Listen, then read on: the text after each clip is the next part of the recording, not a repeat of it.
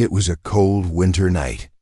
The wind outside blew hard, and dry leaves scratched against the windows of Emily's small house.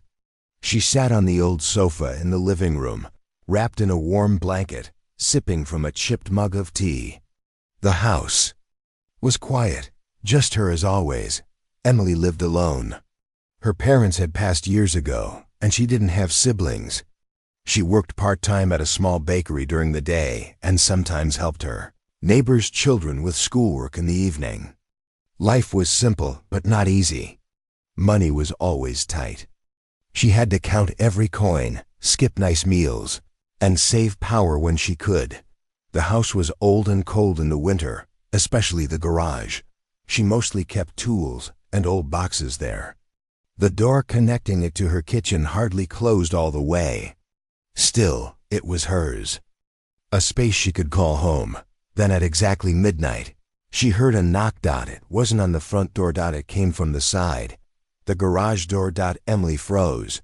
She turned off the TV and listened. Another knock, softer this time. Not the sound of someone breaking in.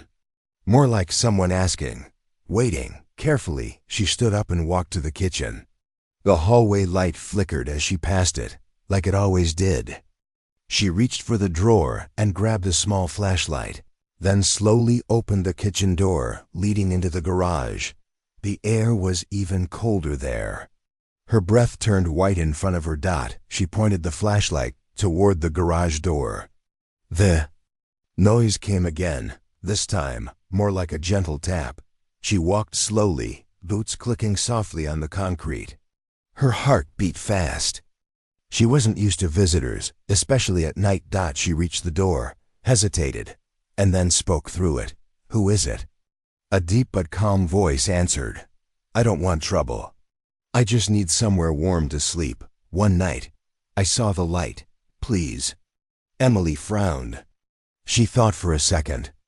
Every part of her told her to say no. It was risky. She didn't know this person, but then she remembered what it felt like to be cold, to be hungry. Just last winter, she had almost frozen when the heater broke down. Still unsure, she unlocked the side door and opened it a little. Standing there was a tall man, wrapped in a long torn coat. His face was rough, with a short beard and tired eyes. He looked older than her, but not old. His clothes were dirty, and his hands were red from the cold. But his eyes, they didn't look dangerous. They looked tired, like someone who had walked too far for too long. "You can sleep in the garage," Emily said softly. "But just for tonight." The man nodded once. "Thank you." She stepped back, letting him in. He walked in slowly, keeping his eyes low. He didn't look around or ask for anything. "I'll get you a blanket," she said, walking toward the door. "And something to eat." He didn't answer, just sat down on the floor, his back against the wall. Emily brought him an old blanket, a water bottle, and a sandwich she had saved from earlier. She placed them near him and turned to go back. "Why are you helping me?" he asked suddenly. She paused. "Because it's cold," she said simply. "And you asked nicely." He nodded. "Most people shut the door. You didn't." She gave a small smile. "One night, that's all. I understand." She went back inside and closed the door gently. Later that night, she couldn't sleep. She tossed and turned, staring at the ceiling. Something about that man stayed in her mind. He didn't look like the usual homeless people she sometimes saw in town. There was something calm about him, like he had seen a lot and wasn't afraid anymore. Maybe he had once been someone important. Maybe life just didn't go the way he planned. Out of curiosity, she opened her old laptop and checked the garage camera. It was an old system. Just one camera pointed toward the garage door. The screen showed him sitting there quietly, wrapped in the blanket, not moving much. But something strange happened. For a second, the screen glitched. A short flicker of light passed behind him, like a small pulse or shimmer. It was fast, maybe half a second, but clear. Emily frowned. Was it just a glitch? A reflection? She watched again, rewinding the footage. The flicker happened again. She zoomed in. It almost looked like a soft glow behind him. But there were no lights in the garage. Just a single bulb, and it wasn't even working well. Maybe it was nothing. She closed the laptop. Still, a small feeling of curiosity stayed with her. Who was this man? Why was he walking alone at night? And why did she feel like something about him didn't quite fit? She finally fell asleep, though it was restless in the early morning. The sound of birds woke her up. She sat up quickly and checked the time, 6:12 a.m. She rushed to the garage. When she opened the door, she found the man folding the blanket neatly and placing the sandwich wrapper in a small trash bag he made from a newspaper. "I didn't want to leave a mess," he said softly. "You're leaving?" He nodded. "Yes, I don't stay in one place long." She looked at him closely. "What's your name?" He paused. "You can call me Callan." She didn't ask more. "Be safe, Callan." He reached into his pocket and pulled out a small, folded paper. "If you're ever in real trouble," he said, handing it to her, "open this, only then." Before she could ask what he meant, he turned and walked away, disappearing into the morning fog. She stood there, holding the note. Later that day, she put it in a drawer and tried to forget about it, but something told her she wouldn't forget him for long. The morning passed slowly. Emily cleaned the kitchen, washed a few dishes, and sat with her tea. But her thoughts were far away. She kept thinking about Callan, the man who had slept in her garage. Something about him felt different. Not just the way he spoke, but the way he looked at her. His eyes weren't like the eyes of someone broken by life. They were sharp, quiet, but not weak.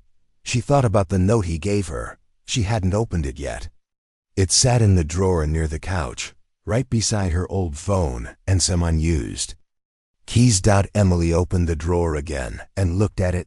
Just a folded piece of plain paper. No name. No message on the outside. She picked it up, turned it over, and gently held it in her hand. A small part of her wanted to open it, but she remembered his voice, calm and serious. "Only if you're in real trouble." So she closed the drawer and stood up. That afternoon, Emily walked to the bakery. It was her usual shift, only a few hours. The shop was warm and smelled of fresh bread and sweet buns. Mrs. Lane, the owner, was kind, but strict with time. Emily greeted her and tied on her apron. Customers came and went. People ordered coffee, rolls, and sandwiches. She smiled, worked quickly, and stayed busy. But all day, she kept seeing his face in her mind. Callan, quiet, polite, calm, not like someone lost, more like someone hiding. On her way home, she walked past the alley near the park.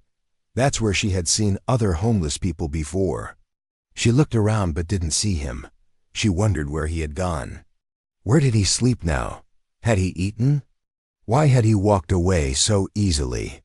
When she reached her house, something felt off. The garage door was slightly open. Emily paused, heart quickening.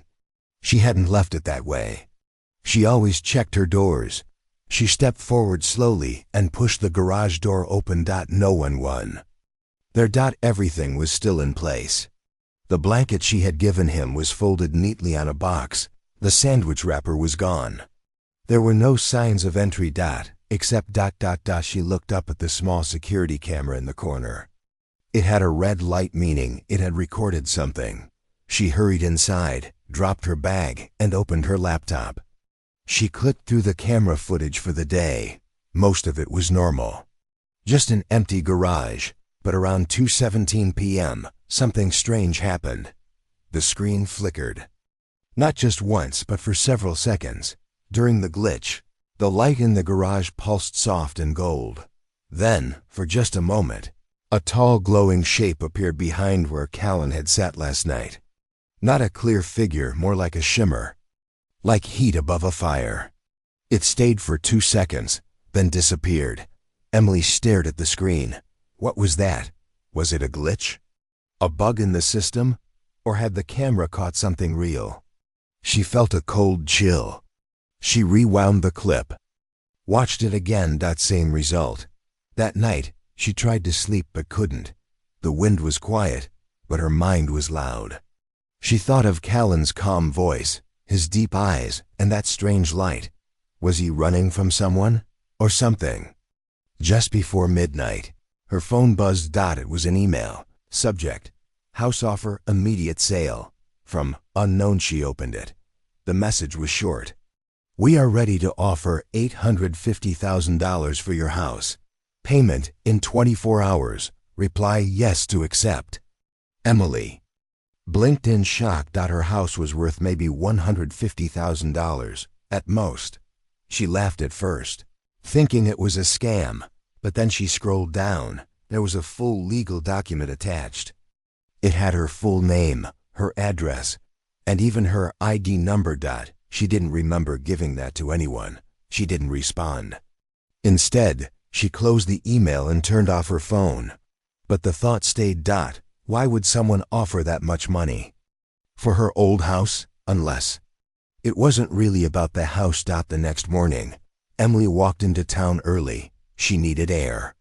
She needed to clear her head. She passed a newspaper stand. One of the headlines caught her eye. Satellite signal error over small town. Experts confused by local glitch. The article was short. It talked about a strange pulse seen in the area. Power flickers, brief network failures. Nothing serious, but no clear source. Emily swallowed hard. It had happened the same day Callan left. She kept walking. Her heart beat faster now. Her hands trembled. She reached the park and sat on a cold bench. The air smelled like frost and earth. She looked up at the cloudy sky and wondered, who was Callan? That night, she heard something outside again. Not a knock this time. Just movement. She went to the window. At the edge of her driveway stood a tall figure, wrapped in a coat. Same posture. Same silence. It was Callan. Emily opened the door and stepped outside. You came back, she said quietly. He nodded. His face was serious. You need to leave this house, he said. Tonight. She stepped closer. Why? He looked up. His eyes held that same quiet strength. They know. Who? The ones I ran from. The ones who control things behind curtains. They found you because you helped me. Emily felt her chest tighten. What do they want? Callan held up his arm. There was a strange device on his wrist. It looked like a metal band with glowing soft blue light pulsing in rhythm. This isn't just a watch, he said. It tracks signals, power changes, movement in the network. They used to belong to us. Now they belong to them. Emily stared at him. I don't understand. You don't have to, he said. You just have to trust me. Like you did. That night. She nodded slowly. Callan looked at the house, then back at her. Pack one small bag. No electronics, no phones. We're leaving in 10 minutes. She looked back at her house, small, old, familiar. Then she looked at the man who once asked for nothing but warmth, and she believed him. Emily didn't waste time. The look in Callan's eyes was enough. Something was coming, something dangerous, and she didn't want to wait to find out what. She ran inside her house and grabbed a small backpack. She didn't pack much. Just a sweater, a water bottle, a few protein bars, and the folded note Callan had given her. Her phone? She left it on the kitchen counter. He had said no electronics. When she stepped back outside, Callan was already waiting near the trees, away from the streetlights. His long coat moved gently with the wind. The glowing wrist device on his arm was dim now, blinking slowly like a heartbeat. Ready? He asked. She nodded. They started walking quiet, fast and low through backyards and side streets. Callan seemed to know exactly where he was going. He didn't use a map, didn't look confused. Emily followed him, her boots crunching softly over the frozen ground. After about 20 minutes, they reached an old path behind the railway station. It was hidden by weeds and a broken gate. Nobody used it anymore. This way, Callan said. lifting the gate and leading her into a tunnel. The air inside was cold and damp. The tunnel went deep, much deeper than she expected. As they walked, strange lights flickered in the walls, soft blues and greens, almost like stars trapped in. "Stone, what is this place?" she asked. "An old supply route," Callan replied. "Used by people who don't want to be found." She didn't ask more. After a long walk, they reached a metal door. Callan pressed something on his wrist device, and the door clicked open. Behind it was a large underground room, filled with machines, maps, and lights. Screens covered one wall, showing different parts of the town. Above, Emily stood in silence. It looked like something out of a secret movie. "This is one of our last safe places," Callan said. "You're safe here, for now." She turned toward him. "Callan, who are you really?" He took a deep breath. "I used to work for a group called ArcNet. We were scientists, builders, thinkers, people who believed humans should control their own future. But years ago, we discovered something hidden inside the systems we used every day. Signals, codes, patterns we didn't make." Emily listened carefully, heart pounding. "They weren't from Earth," Callan continued. "They were slow, careful, and quiet. They didn't destroy. They took control from the inside news, power, money, governments. They don't walk on the streets. They use our machines." She stared at him. "Are you saying aliens control everything? Not like in stories," he said softly. "No ships in the sky, no monsters with claws, just whispers in the code. Patterns that push people, change decisions, and punish kindness." She frowned. "Punish kindness?" Callan nodded. "They don't fear weapons. They fear connection. When one human helps another for no reason, it breaks their pattern. You helped me. That broke something." Emily swallowed hard. "And now I'm marked." "Yes." She sat down on a nearby bench. Her hands trembled slightly. It was too much to take in, but she believed him. He wasn't forcing her. He wasn't shouting. He was just telling the truth. Then she remembered the note. She pulled it from her backpack and looked at it again. Just as before. It was plain and folded, but now it was glowing. Not brightly, but softly. A faint gold light came from inside the paper. Callan noticed it. He stepped closer. "You brought it?"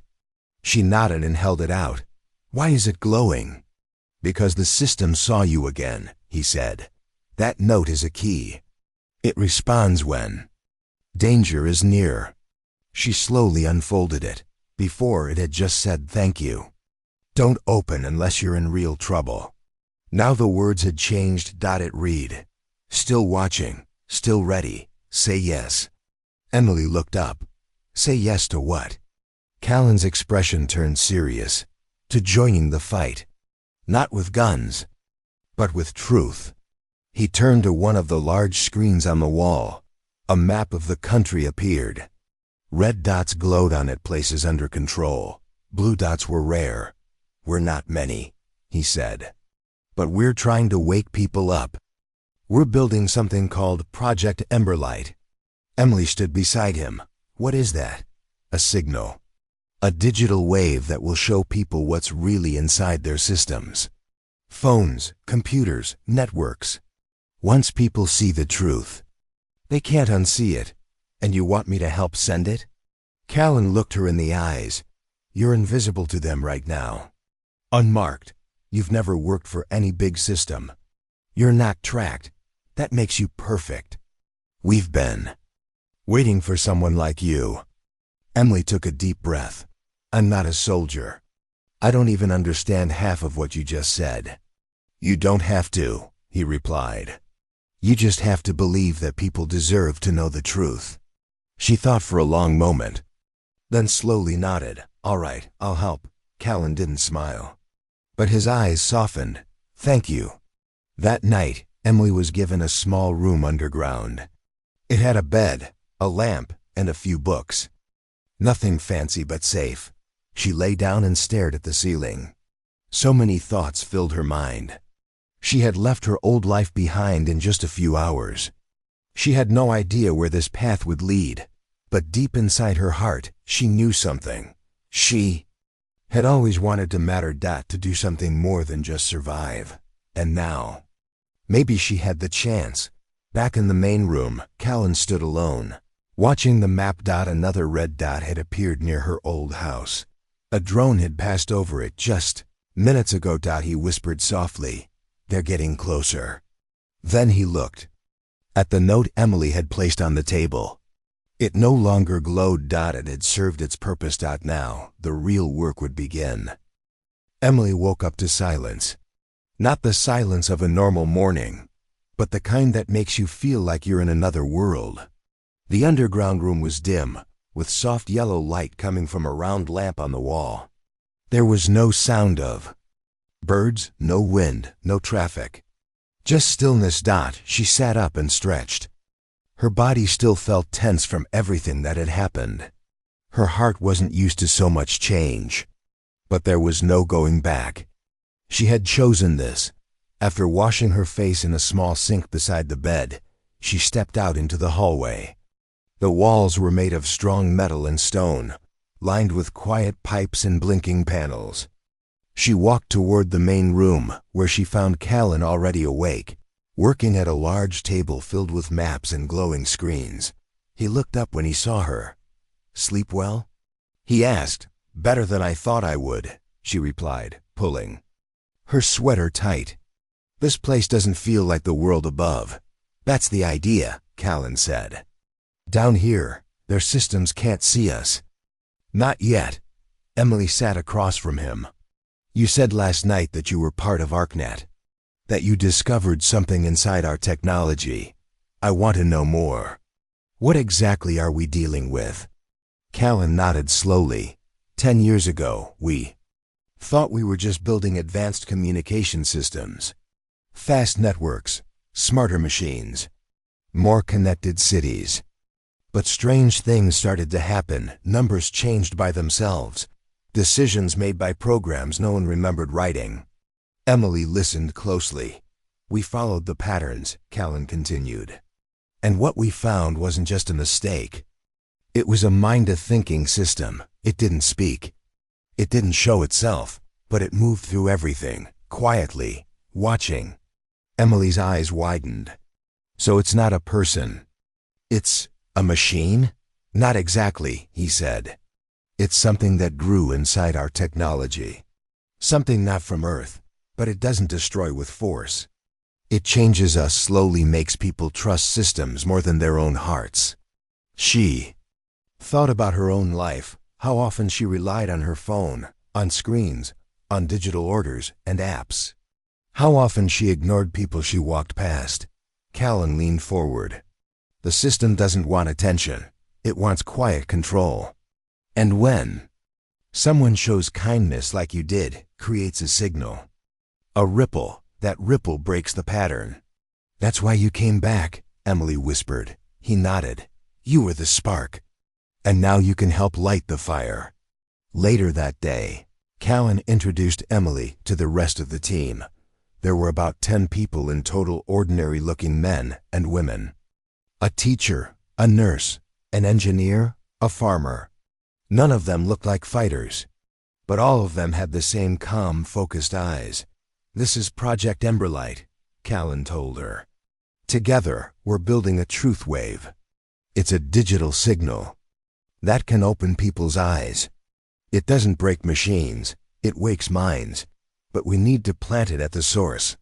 Emily frowned. "Where's the source?" Callan pointed at the map. A red-marked tower near the edge of a city blinked slowly. That tower connects thousands of systems. If we place the truth wave there, it will spread everywhere in minutes. "But won't they stop us?" Emily asked. "They'll try," said one of the others, a short woman named Lena. "But they're still blind to people like you.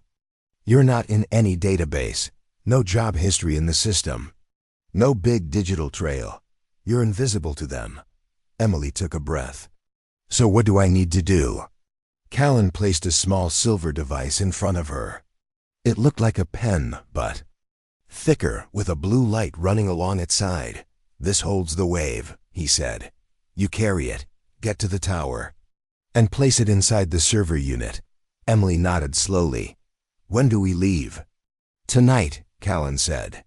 "While they sleep." That evening, Emily changed into dark clothes and tied her hair back. Lena gave her a warm coat with hidden pockets. Callan handed her a small communicator, just a tiny earpiece, and a watch-like band for simple signals. "Don't speak unless needed," he said. "Move with purpose, stay near me, and trust your gut." She nodded. "Got it." The group traveled through more hidden tunnels, then exited through a long path covered by trees. The air outside was cold and sharp, but clear. The stars above looked brighter than ever before. For the first time, Emily felt the weight of what she was doing. She wasn't just escaping anymore. She was part of something. They reached the city edge around midnight. The tower stood tall and silent in the distance, its red light blinking every few seconds like a heartbeat. Drones circled it slowly, barely visible in the sky. "We need to go now," Callan whispered. They moved carefully, one by one, using shadows and fences. Emily stayed close to Callan, her heart pounding with every step. Once, a drone passed overhead and paused. Everyone froze. The drone scanned the area, its small red light sweeping across the street. Then it moved on. They kept going. Finally, they reached the base of the tower. It was surrounded by a high gate, but Lena had a tool that melted a small section without making a sound. They slipped inside. Callan turned to Emily. "This is it." He pointed to a door near the side of the tower. A small control box blinked. Beside it, "That door leads to the core unit. The signal from your device must be plugged into that core." Emily held the silver tool tightly in her pocket. "I'll go," she said. Callan looked at her. "You sure?" She nodded. "You said I was the spark. Let's light it." Emily stepped forward, heart racing. She reached the door and touched the control box. It opened easily, no alarm. Just a soft green light. She entered the small room. Inside, tall machines hummed quietly. A single port blinked near the center. She pulled out the device, stepped toward the port, but then the air changed.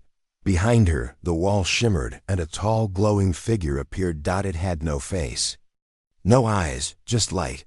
"You should not be here," it said, without moving its mouth. Emily froze. "Go back to comfort. Go back to silence. This is not your place." Her hand trembled, but then she remembered the garage, the cold night, the knock. At the door, she tightened her grip on the device and said firmly, "No." And she plugged it in.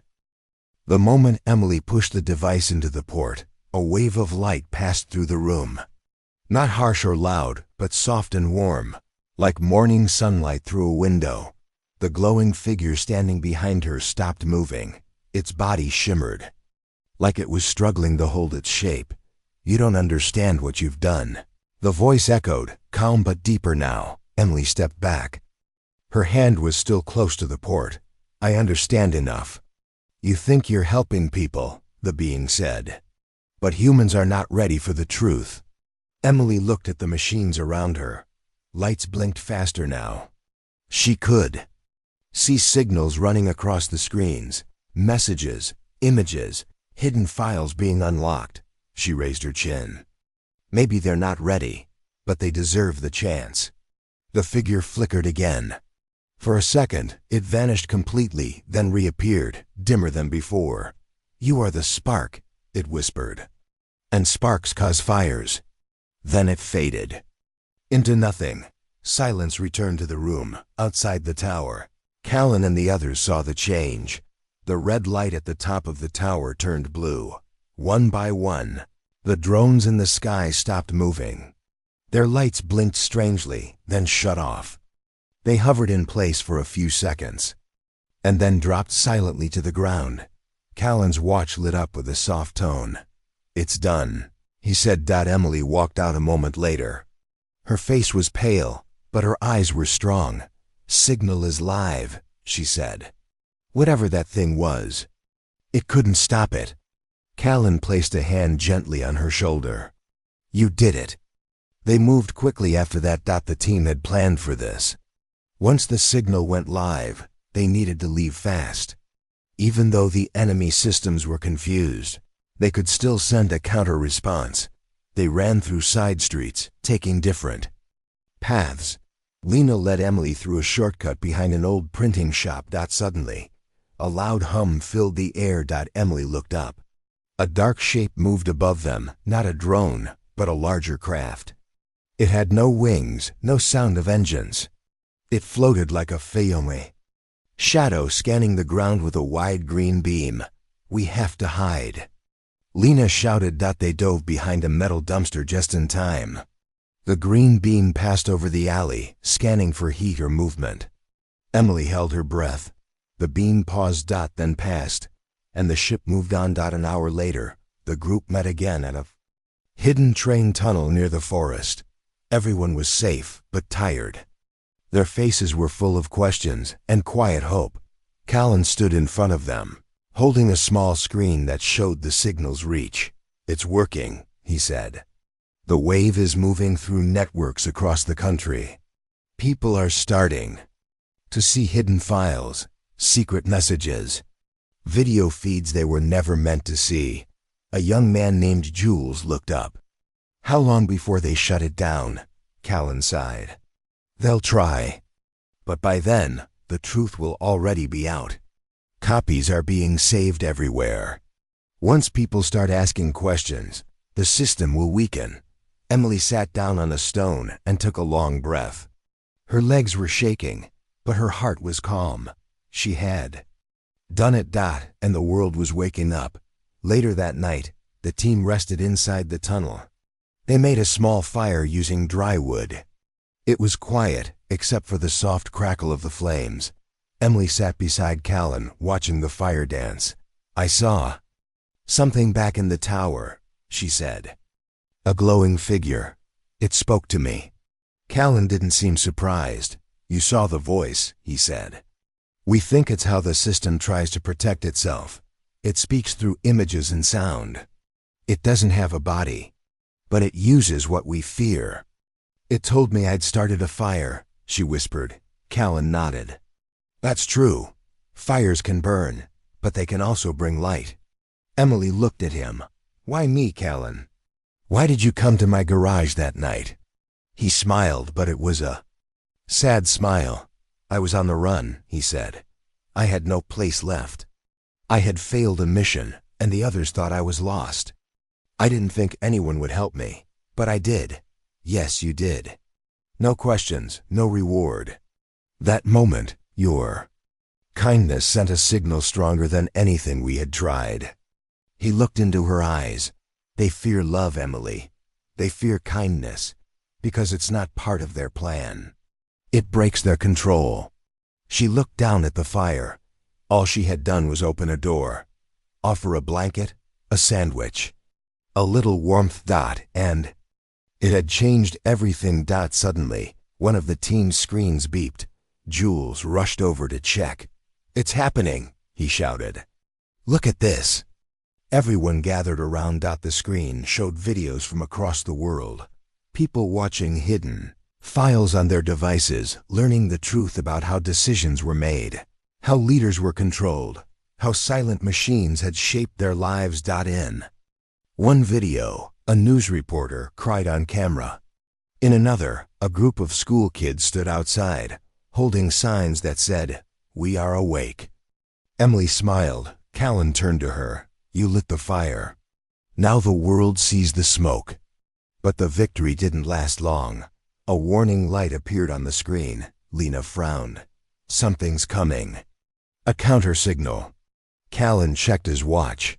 "They're trying to shut it down. We need to protect the core wave." Jules pointed to a different map. "There's a data hub in the mountains. If we upload a backup signal there, they can't erase it."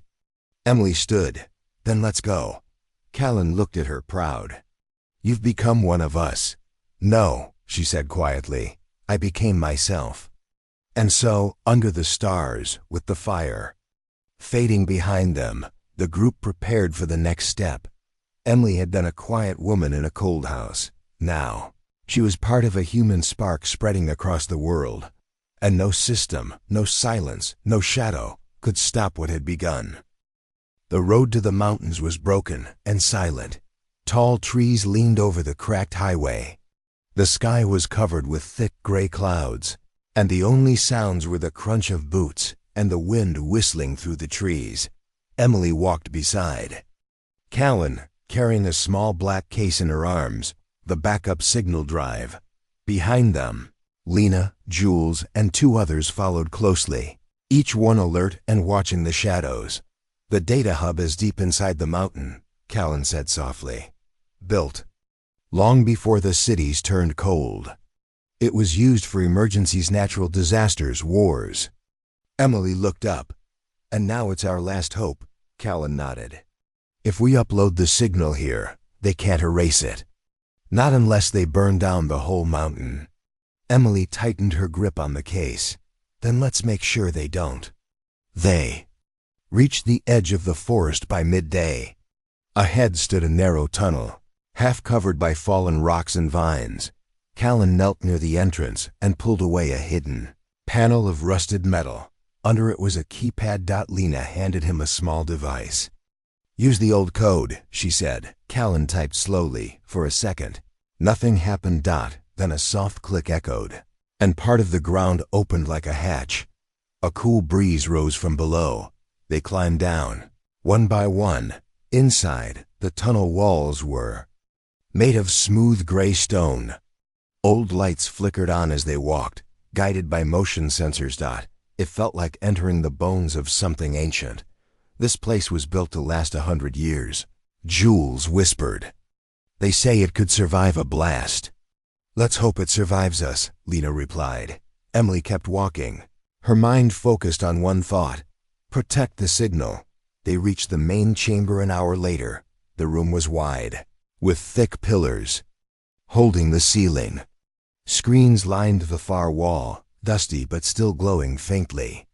In the center stood the server tower, tall, silent, and waiting. Callan turned to Emily. This is it. Plug the drive into the core port. She stepped forward. Her hands were steady now, even though her heart beat fast. She opened the black case, removed the drive, and slid it gently into place. A soft tone filled the room. The screens lit up. Green text flowed across them. Backup wave detected. Confirm upload. Emily pressed the final button. Upload confirmed. But peace never lasts long. The ground shook. Lena spun around. That wasn't a normal sound. A deep hum filled the tunnel. Not from the server, but from something above. They found us, Callan said. They must have tracked the signal burst. Jules ran to the screens. One drone. No, 2-3 incoming. Heavy class. Lena's voice was sharp. We don't have weapons strong enough to fight them here.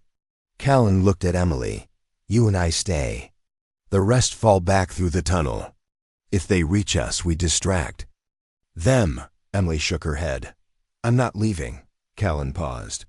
Then he gave her a small, proud smile. Didn't think you would. The others ran back through the tunnel. Emily and Callan remained. The upload bar showed 65%, then 70%. Above, something slammed into the mountain. Dust rained from the ceiling. A metal door near the chamber entrance began to bend. A strange mechanical sound echoed behind it, like claws on steel. Callan grabbed a heavy pipe. It wasn't much, but it was better than empty hands. Emily stood in front of the console, eyes fixed on the upload. The door shook again. 5 more minutes, she said. We might not have 5, Callan answered. The door burst open. A large machine stepped inside. It had no face, just a smooth metal head. Its arms were long, with sharp tools at the end, made not for fighting, but for control. It paused, scanning them. Then it moved forward. Callan ran at it, swinging the pipe. It caught. the pipe easily and threw him aside like paper. Emily screamed. "Callan!" The machine turned to her. She backed up. Against the console. Upload. 92%. The machine stepped closer. Then a loud crack rang through the room. The drone froze. Behind it, smoke rose. Lena stood in the broken doorway with a large energy launcher, taken from a fallen drone outside. "Don't touch her," she said. She fired again. The machine sparked and fell. Callan groaned, pulling himself up. Emily ran to him. "Are you okay?" "I've had worse mornings." He smiled weakly. They looked at the console. Upload. 100%. Signal locked. Protected. A new message appeared. Echo wave now permanent. Reproduction. Global. Lena stepped closer. "It's done. They can't stop it now." The three of them stood there, breathing hard, the lights of the console glowing around them. The truth was out, every secret, every control system, every lie. People across the world were waking up, and this time, they wouldn't be going back to sleep. That night, back at their hideout in the forest, the team gathered around a small fire again. They listened to voices. On radios, phones, and old speakers, from every place, cities, farms, townspeople were speaking freely, talking about what they had seen, sharing stories, calling out the ones who had hidden the truth. No more silence. Emily sat beside Callan once. Again, she looked at the stars through the trees. "This doesn't feel real," she said. "A week ago, I was alone in my garage." "And now you're part of history," Callan replied. She laughed softly. "I didn't plan this. No hero ever does." She looked at him. "I'm still scared." "That's okay," he said. "Fear means you're alive, and we need people who feel alive." A small bird flew overhead, its wings lit by moonlight. Jules looked up. "You think they'll come for us again?" Callan answered, "Maybe, but next time, the world won't be blind. We won't be alone." He turned to Emily. "Because of you." She didn't reply right away. Instead, she smiled quiet and strong. And for the first time in a long time, she believed in the future. The world was changing. Emily could feel it in the air. The streets she once walked alone were alive with voices. People were talking about secrets, about control, about freedom. News stations broadcasted stories they had hidden for years. Governments held emergency meetings. The invisible system Callan spoke about was no longer a shadow. It was exposed under the light. The small team had returned to the forest hideout after their success at the mountain. But their work was far from over.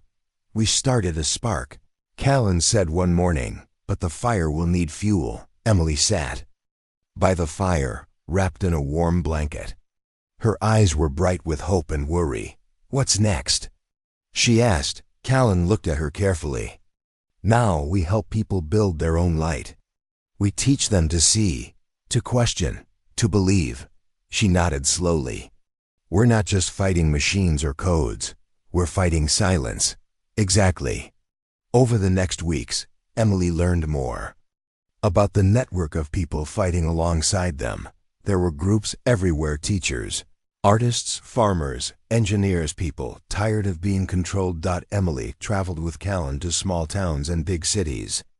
They spoke in quiet rooms filled with strangers who soon became friends. At one meeting, an old woman named Mara told Emily, "When you help one person see, you help 100 more. That's how change grows." Emily smiled. "Like a chain reaction." But the enemy was not silent. They tried to block the truth with new programs, stronger control, and threats. Once, Emily's hometown experienced a blackout. No power, no phones, no internet. People were scared.